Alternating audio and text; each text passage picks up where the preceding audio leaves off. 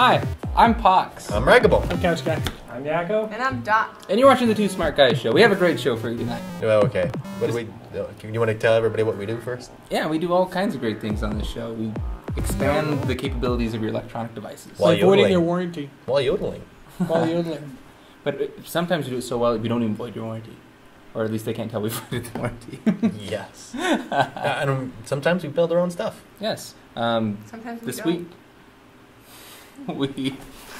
this week we're expanding on a device that we built back in November, the FreeNAS box. Yes, this time we are enabling the Bittorrent capabilities on it. But we're not just enabling Bittorrent.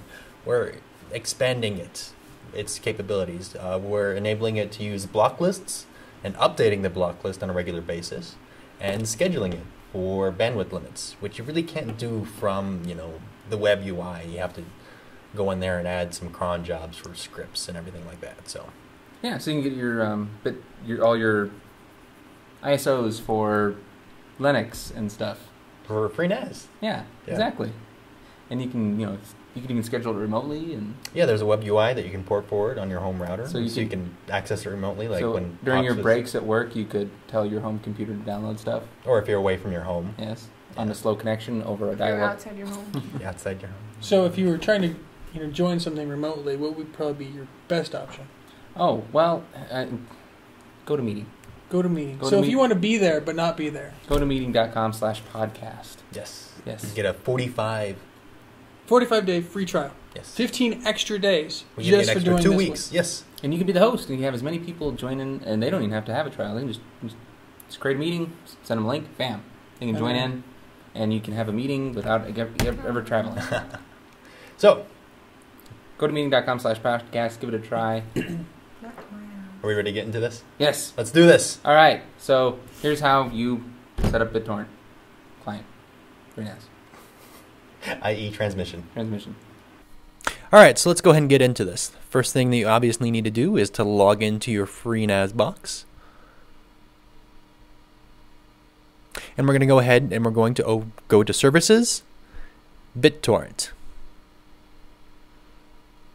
And this is the main screen where we can enable and configure the BitTorrent client on a FreeNAS box. There's the configuration, and if we want to have an admin set up for the web UI. First thing we're going to make note of is the port, in case we need to port forward.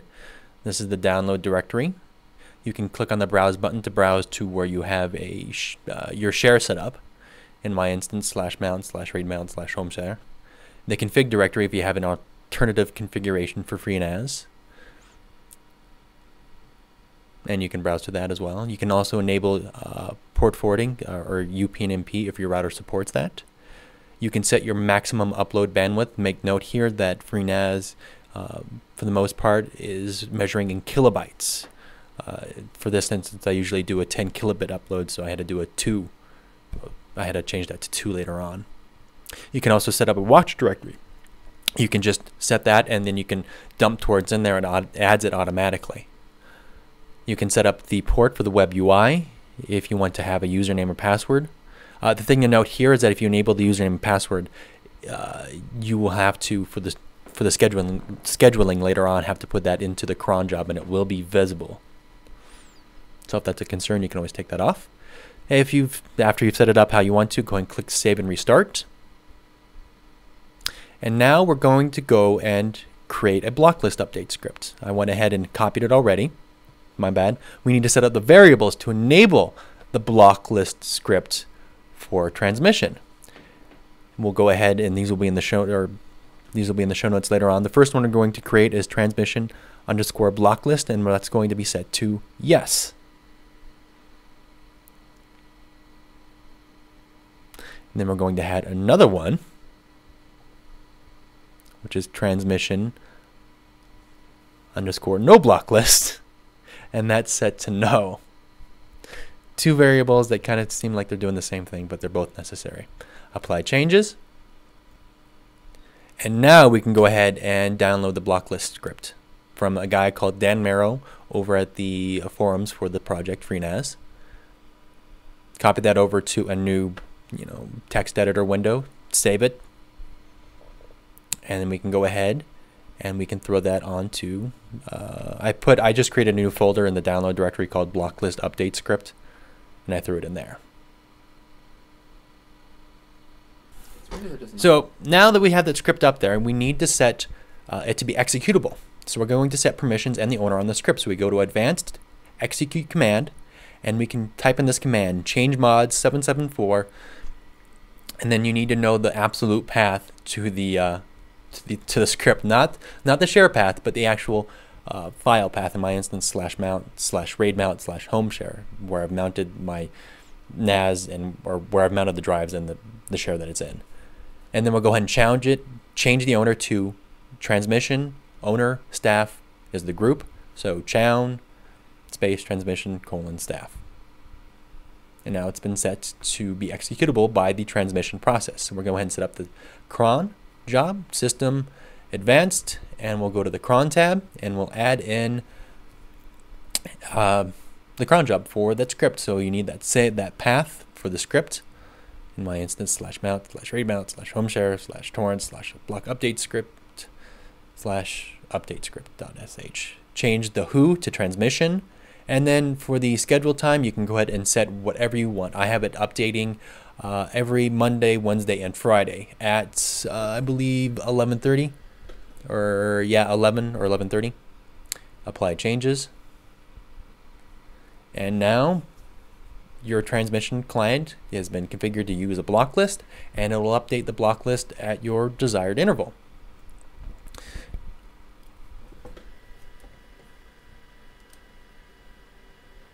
And the next thing we can schedule is transmission schedule limits. We can go ahead and schedule transmission to unthrottle itself for upload hours. For my instance, I upload at a full peak during morning hours, midnight to about 8 a.m.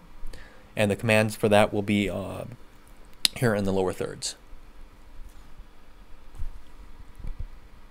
And it's the same process as before. Just click the plus button, type in this command, and change it to the appropriate hours. The thing to note here is change the up limit and the down limit variables to your liking, and make note that these are in the values of kilobytes. So in my instance, my up limit is about 2 kilobytes during normal hours, about 10 kilobits, and then I set the down limit to about 95 kilobytes. And then if you enabled the authentication, you have to type in that -auth and then the admin user and password. If you disabled it, then you can take that switch out. Now transmission has been scheduled to limit itself. The next thing we need to do is change the owner on the transmission download directories.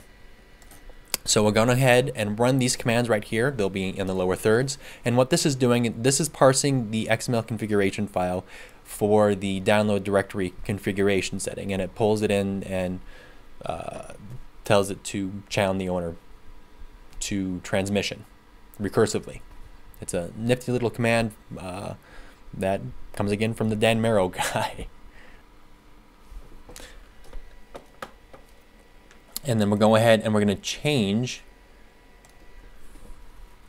the permissions as well to be writable by the group. Right now, only before this, or right now, it's only writable by the transmission owner. So we need to change it to be writable by the group. And so we'll go ahead and launch the Quick Explorer, and we can change the permissions in here. Just another way to change permissions. So that's how you set it up. Yes, and now there's a few caveats with that, notably transmissions measurement metric. I found out that it's KB, kilobytes, not kilobits. Most torrent clients and bandwidth measurements are done in kilobits, so adjust accordingly. In my instance, I have an upload of 10 kilobits, which is about 2 kilobytes roughly. And just so everyone understands, this is a headless machine in somewhere in the house. You don't Yeah, have a monitor or Nope. keyboard set up to it. You're accessing this machine Just- all remotely, so you can do all this stuff. A black box. Yeah, it's a little black box in the corner. In my closet. And if you paid attention to the parts we used, it's fairly low power. So it's Yeah, not really it's an hot. Atom chipset, so Yeah. it, low power, it's very quiet. So if you got, like in his case, multiple laptops in the home and no desktops, this is the ideal way to have it always on and always downloading your favorite. and always seating. Not to mention, it's always, it's backing up all the laptops and things like that. It's doing a whole bunch of other things, too, which you can see in the other sharing, shows. backing up. TwoSmartGuys.com. Look at the previous podcast. You made it fairly cheap for you too, right? Yeah, if it was about $200. I mean, that's equivalent to other NAS solutions out there, but the thing about this is I built it for $200 and it's rated. Yeah, so it's redundant. So it backs up locally on 2 hard drives. And it does have the client inside of it too. It's not just a NAS where it's just a network test storage where you have to actually just have a network hard drive. You actually have a client that's doing things on it. Yeah, and then, we can do more with it. rsync, Bittorrent, and then all those other things in the services. And these are things that we're going to keep expanding on. Just to as I all go, the what's different this? things we can do. What's this? What's this? Oh, backups. You can, in addition to backing up locally, you can back up online with Mosey. Well, of course, the best $5 insurance plan you can buy. Yes, in case you have your laptop smashed by Mosey. Yeah, well, What are you doing? That way, if you have the chance to get your laptop smashed and get a new laptop, you could take Mosey up on their offer when they come by. Dot is picking on us. I think Dot's bored. Anyways, use our coupon code down here. Save 15% on your monthly subscription for lifetime. And I think you can save, over the time. I think if you buy the year, you save even more at one time. Don't you get a discount on the year? Yeah. Mm-hmm. So try it out. Mosey.com. Use our code right down here. 2 smart guys. So what is Dot doing? I think that's all we have for tonight because Dot's getting antsy and she needs to get kicked out. Oh, yeah. So what? Yeah, go. You think? So if you like the craziness and our tutorials, 2smartguys.com is the place to see more of these shows, including the first 2 episodes of the FreeNAS box on how to build one, set up syncing, do sign language. New shows every Monday, live shows every Wednesday. Whoa. And don't break things. And you can subscribe on iTunes. Just search for 2 Smart Guys with TOO Smart Guys. See you guys next week. Bye. This has been a 2 Smart Guys production. I'm Couch Guy. I'm Yakko. And I'm Dot. Okay. And you're watching the 2 Smart Guys show. And every week we text people about how cool our shows are. And we text people about what we can do with cool electronic devices like your cell phone. And how you're And going to we hack call out them. of people's homes. Oh, crap. Basically, we void your warranty in a very neat way. Just start over. BitTorrent. Starting a BitTorrent client. Take your phone, turn it on silent. I didn't even take your phone away. You couldn't pick on Pat. Oh.